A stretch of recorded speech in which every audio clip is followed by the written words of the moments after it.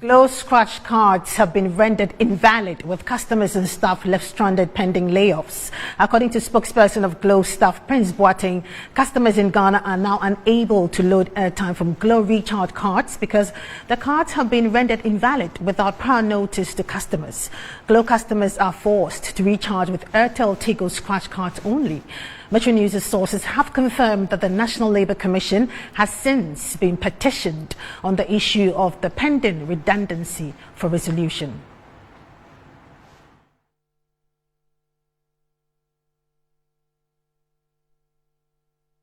Spokesperson of Glo staff in Ghana, Prince Boateng, joins us on the phone now for a conversation. Good afternoon to you, Mr. Boateng. Glo customers in Ghana are now unable to load airtime from Glo recharge cards because the cards have been rendered invalid without prior notice to customers. Why is this so? Good afternoon, madam, and very good afternoon to your viewers as well. Well, this problem is as a result of the migration of all subscribers of Glo network onto the AirtelTigo network. However, I'm unable to speak much into it because we don't have the full details as this is being handled at the top management level. And what reasons are being given by management for making the cards invalid? Do you know of any reason why? No, as I said earlier on, we've not been informed. Even as Ghanaian staff, we have not been informed about this merger. We have absolutely no information as to why. Now, what then happens to the workers? Yes, the issue of the Ghanaian staff, they are over 79. In fact, when management decided to engage AirtelTigo on this proposed merger, they first, in April, informed us to shut down all our operational cell sites, and we did so.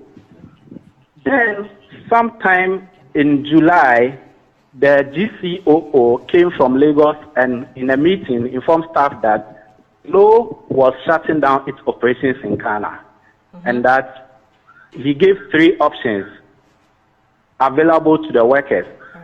The first option was that if you want to go to Nigeria, there's a network in Nigeria that they can easily integrate you in there. Then the second option was that they were in discussions with AirtelTigo management so that the workers that AirtelTigo wants to take up will also be taken up into the AirtelTigo network.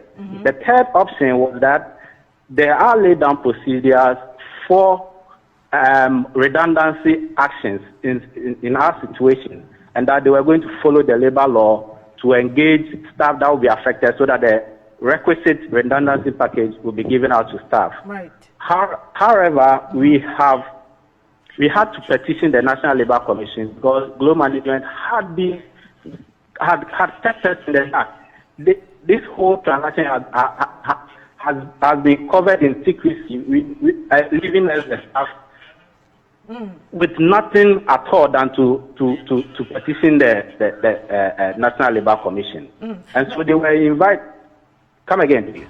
No, you can go ahead, Mr. Boateng. Yes. And so Glo management was summoned, and we had several meetings at the National Labour Commission where Glo management was directed to officially communicate to the Chief Labour Officer of the Labour Department the number of staff that will be affected so that Glo management can engage our consultant, which is UNICOF, for negotiations so that the correct redundancy package can be paid to workers. Glo has, however, failed to engage UNICOF as we speak now. So that is our major concern. So workers are not being paid? Workers are being paid. However, the circumstances are very bad for the workers because since 2013, there has never been any salary review for any Ghanaian staff in Glo Mobile Ghana. That is our major concern. And with our current economic hardship and the rising inflation, you can imagine the kind of effect that it has on workers. These were all some of the complaints that we filed at the Labour Commission. And so, whereas we admit that Glo still pays us, we feel that it is inadequate first, and then we have no idea to when Glo will decide not to pay us again. Because at the stand, our October salaries have not yet been paid. Okay. Now, are you aware if Glo workers in Nigeria are also facing the same problem, Mr. Boateng?